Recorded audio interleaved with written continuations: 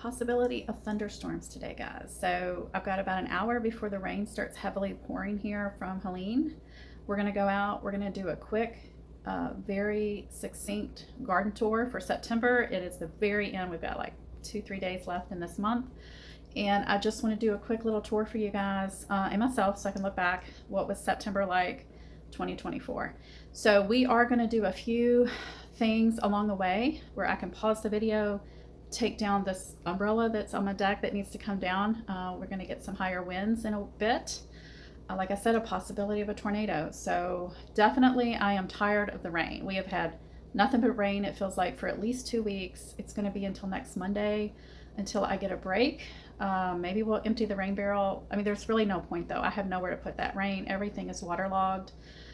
But there's still a few beautiful things out there for us to see, even on these dreary, long days. That needs to come down. I've got lots of, oh, my camera's fogging up. It's so humid right now. It's very, very, very clammy out here and humid. All these planters have been getting waterlogged where I planted my lettuce. I keep draining the water off. We may have to reseed. I do see a few things trying to germinate. Haven't even got these in the ground yet, and they're just waterlogged. It's just gonna have to wait. It seems really calm right now. It's like the calm before the storm. The snapdragon vine did finally start flowering. I'll put a picture. It's not currently flowering, but it's so pretty. And I do need to eventually get these carrots harvested. One of the hardest parts of dealing with on the ongoing rain and storms is the dogs. They hate going potty out here when it's just saturated, when the soil is just so wet. But look, I've got lettuce babies. They're cute. Yay. Right, Tonto? So you guys just saw the camellia area in the last video. Nothing has changed. Have not had time to work on that this week. The hydrangeas are still looking so gorgeous. I'm just going to push them out of the way. That is not a pet safe plant. If you did watch my last video, I'll talk more about that some other day though. Just kind of looking around right now, things I can move. One thing we're going to do, we're going to move all these green stalks into like a circle together so they're touching to help protect them from heavy winds.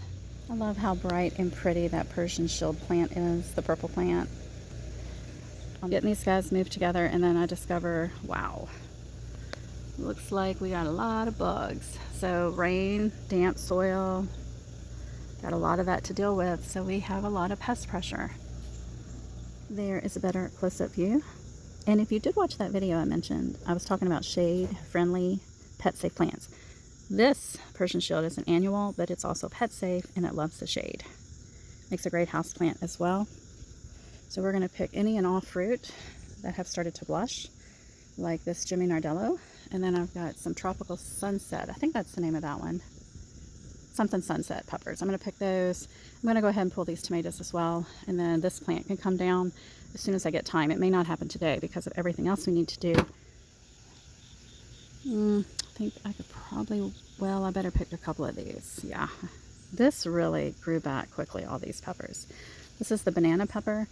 This is the Pato Pino I left as an experiment, and it is starting to put off fruit. And that was so quick, like less than, what, a week and a half, 2 weeks? All right, raspberries. See a few raspberries. We'll go get those. And other than that, everything in the backyard, except for maybe those eggplants, they don't look like they're tied up very well. Well, if anyone is curious, my black creme that held on for so long is finally ready to be cut out. And I don't think these are going to get any bigger, so I'm going to pull those before I cut this plant down. Gosh, my beans look so sparse. Goodness, I will go through and look. I wonder if something's been eating the leaves, because that is looking pretty naked there. Yeah, everything's coming to an end, unfortunately. Everything. It's looking really rough. The good news is it looks like my second round of pole beans are starting to grow and flower and produce and make the most beautiful purple flowers that I love, to make me so happy. Definitely makes me happy. Definitely looks like that basil can go. Yes, definitely the eggplants as well. Now, I know this is rare, but I've seen it happen before. I'm pretty sure some squash vine borers were really mad I didn't have any squash for them. So what they did is they put their eggs over here on this cucumber, and you can see this vine died. There's frags coming out, and it looks just like a squash plant when they have borers inside. It makes me so angry. I can't even grow cucumbers because of the squash vine borers. I'm actually getting quite a bit more than I thought I would today, and some of these are pretty good size, but if you ever get purpling on your peppers, it just happens. It could happen on the stem. It can even happen on the fruit. It just happens. It's actually pretty though. I love it. I love the purple. It's my favorite color. So everybody's all bunched together here. They should be fine. Just in the short amount of time I've been out here, there's a bee over there on the Mexican petunia. The wind has started to pick up. I'm hearing all kinds of things starting to fall in the woods. Of course, when I mention it, it's quiet. Isn't that funny? You can see my passion fruit vine has grown vigorously this year. This is its second year. It only flowered that one time, and I will share the picture right here because I don't think you guys got to see that unless you looked at my community post, because I did share the picture. It was gorgeous. I thought I had planted the native passion fruit, but actually I did not. Regardless, they're both extremely invasive. So let's just take a look at this bed real quick because it's not doing as I had hoped. I did get the kohlrabi planted. I did put down seeds to succession sow, and so far, nothing. I also know, oh, there we go. There's a couple. I was going to say my bok choy has not germinated either. I think it's just been too hot, so I may have to reseed. Do got some beet babies coming up. Lots of beet babies. So I put these down to protect against the squirrel digging. And what did I plant over here? Oh, some, yeah, spinach. But it looks very leggy. And then my cowpeas have been just slow as molasses, so I don't think they're going to produce before first frost, which is about 4 to 5 weeks away. Cucumbers are done. All the cucumbers are done. They are looking just completely spent. So let's get over to the other raised bed area. This shishito had a hornworm, and it's had a hard time recovering from that. This one did not have a hornworm. It's been doing fine. I did pick these, I don't know, a week ago. So there's not much fruit on there now, but every time I see this sage or salvia, it reminds me of hornworms with parasitic wasp. And there's another one over here. And when this one was flowering, it looks like this when it first opens. It was poking through the leaves, and I kept thinking it was a hornworm with a parasitic wasp. And that's what a mature cucumber looks like. It turns yellow. And the seeds in there would be pretty good probably for saving if it wasn't cross-pollinated, which it could be because I grew a couple different varieties this year. But as you can tell, this plant is definitely full of disease. It looks horrendous. It needs to go very soon. Now this bed is planted with 2 types of radishes, a white variety and a red variety. And what you'll notice by the growth is that they grew too fast because it's been so warm. I probably should have waited. I really wanted to use this bed as like a cold frame for winter greens, like maybe even some heads of lettuce I wanted to try in here this winter. I do still have an active tomato too, Geranium Kiss. Yeah, I'm not sure how those radishes are going to do, so we will find out. Now these peppers, I did pull, I think 3. There's a couple still producing. Possibly could go ahead and pull them as well, but I do see some babies on there. Not sure if they have time to complete development before our first frost. I really need the beds. I think I may have to go ahead and pull the plants that are remaining and put in. This would be a great cauliflower bed. Oh, there's some birds really getting angry at me. What is wrong with you guys? Come on. Anyways, this will be cauliflower bed. My cauliflower had done really well in this bed in the past, so that's what we're going to do again. I really don't know why they're so upset, unless they're mad at Tonto being over here. These tomatoes are still hanging on. I do have my Brussels sprouts down there. It's not ideal, but when you have limited space, you have to get creative and kind of do that relay gardening where you kind of have to temporarily have 2 heavy feeders in the same bed. But hopefully I'll pick these soon as they're big enough, because remember, we can pick them green and we can make delicious food with green tomatoes by cooking it, or eventually these will turn on the counter. And then lots of cherry tomatoes, lots and lots of ongoing cherry tomatoes. I could pull them, but I do like having cherry tomatoes. They're looking a little ragged though. And you'll see a future video coming up really soon about thyme. Thyme is the reason I cannot get my fall stuff planted. I need to get all this removed first.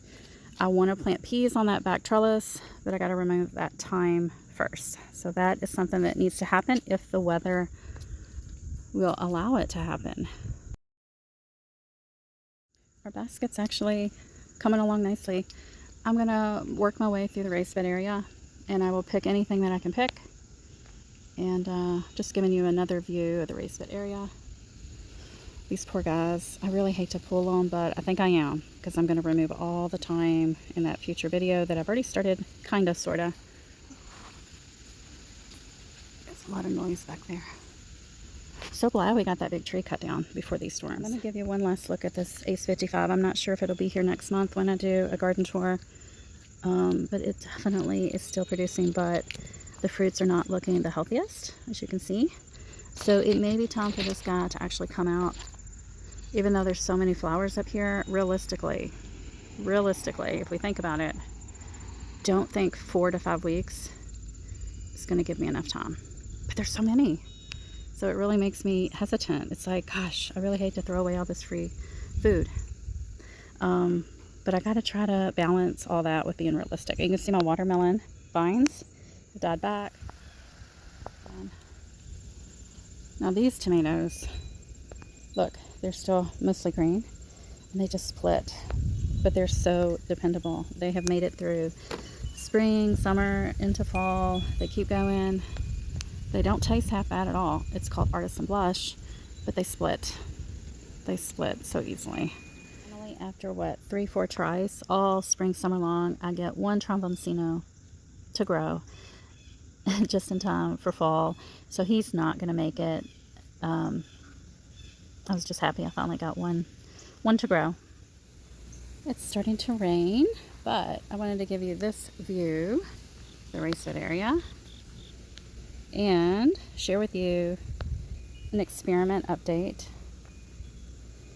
So the first time I trimmed up all these peppers, I don't know, mid-spring, early spring, mid-spring, early summer, I chopped a few pieces off, and I wanted to see, actually I topped a couple, and I wanted to see could that piece of the stem grow some roots, and you can see it did.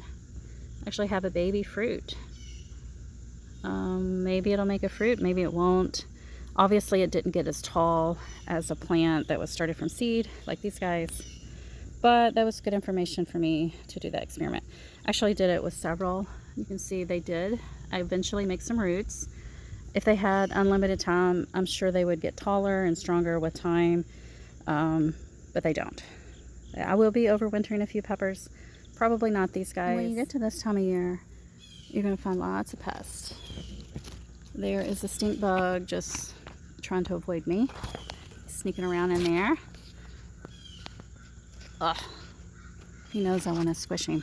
And this is what these little jerks do. They pierce the fruit, suck out the juices, and it leaves behind these ugly little spots and pits. You can see, look at all those. So these will spoil super fast because of all of that damage to the skin. You would need to use this immediately. I mean, I will probably try to cut off those spots, but there's so many. Maybe I'll use them in a stir fry to kill off any bug germs, but you know, that's just part of nature.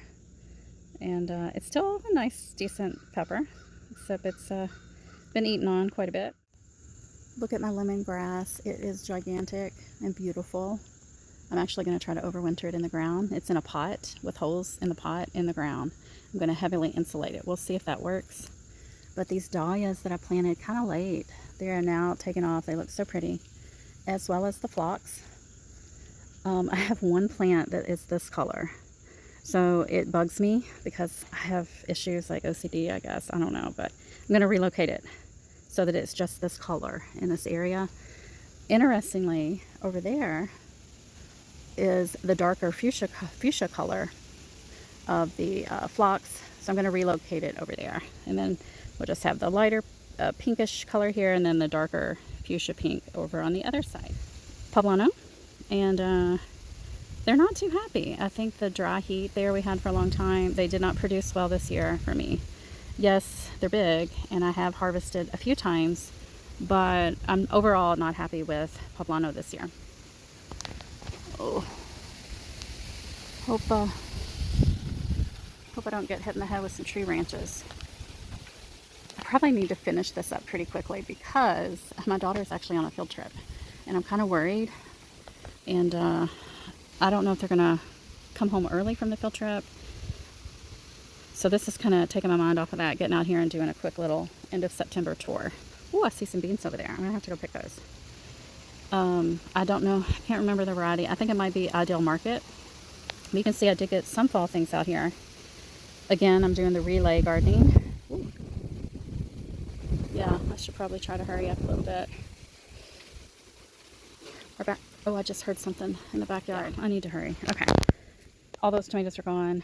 I think I've got cabbages, broccoli, red cabbages. And don't you love that sage right there with that sweet alyssum? I think that looks so pretty. So let me see if I can grab some of these beans real quick. They don't look that big, honestly. I'll take that one. I'll take one bean. Yeah, I'll take one bean. So 99% sure this is Ideal Market. And let's see if there's any peppers here we can take. Those should get a little bit bigger. This is the one, California Wonder, I think I will overwinter. This one's kind of big. I could maybe take that one. Yeah, I'll take that one. It's coming off easy. It's getting really dark all of a sudden. This is my gypsy pepper that I did overwinter. I'll take some of these real quick.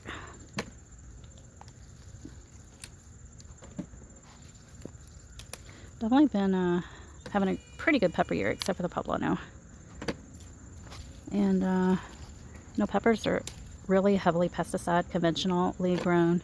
So I was glad to grow quite a few peppers this year. I think I will actually grow more if I can next year. And overwintering your pepper is the best way to do that. I have a whole playlist on overwintering peppers. If you want to try, it's so easy. Highly recommend it. I just picked the tomatoes here on this Artisan Blush the other day, but it has done phenomenal here in the ground with my knockout rose. There's probably a couple I can pick though. Yeah. Isn't it beautiful with the rose? And here's the back side of the rose. Yeah, just have to pick these. Even though I did pick the other day, and there's some coleus there growing. Starting to get rained on, so we're gonna have to hurry this up. It looks like, is that a slug? That is a slug on my tomato. So I'm just gonna toss this. And all right, let's see if we can see anything else before I have to run inside. So those are the volunteer cayennes that grew just from me dehydrating peppers and then throwing the seeds out when I was going to make powder. Oh, this one looks like it might actually produce. So that is pretty cool. That is like the ultimate free food. When all this rain clears, I'm going to clean up this bed. All of the celosia has died. We'll spread the seeds. We'll get all this out of here. And maybe by first frost, we can get some more of those cayennes. Definitely need to get these sweet potatoes harvested. It's just so wet. I'd like the soil to be dry to do that. But look, they're just popping out. There's a pretty snapdragon with the rose. And I'm ashamed to show y'all the front porch. It is so out of control. We need to work on that for fall. It just looks horrible. It's overgrown. You can't even walk up there. All right, guys, I think we are not going to get to look at everything today. What I did want to show you, oh, there's tomatoes over there. I don't know if I feel like climbing over there to get them. Look at this dahlia. And we're not going to look at any of this today. There's a bunch of dahlias over here.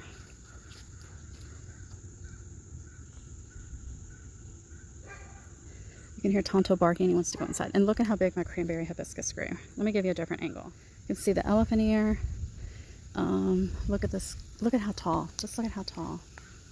This is orange Cosmo. It's so beautiful. That was a volunteer that I relocated. And finally, these peacock orchid.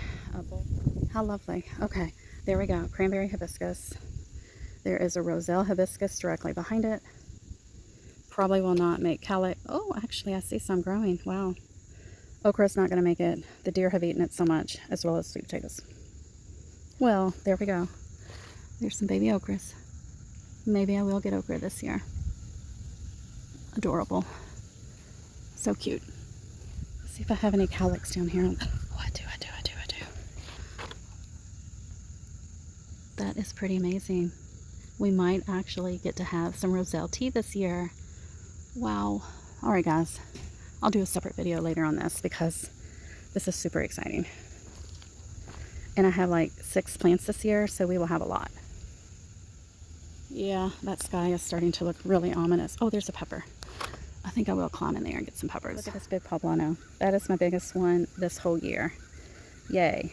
That one plant there, it's surviving. The other 2 didn't do well, as you can tell. Look at that one. And I just pulled that one and threw it off to the side. But look at that poblano. Yay. Guys, I've got one last place to check for peppers. And then I'm going to end the video. Can you hear the rain? There's a big band of rain coming. So I'm just going to end the video here with this most glorious Tithonia Mexican sunflower. So happy. Look at it. It's huge. It is huge and branching and blocking the light to my squash. But that's okay. I love it. The bees love it. It's like velvet. It's so pretty. You can hear Tonto. He wants to go inside because it's raining. Yes, it is raining on us right now. And I have a second one right over there to match. Love this plant. One of my all-time favorites. Absolutely love it. Hope you're having a great gardening week. I hope you're safe. Stay dry if you can. We'll all work out our gardens after all the storms have passed. Comment below. I'm glad you're here. Talk to you soon.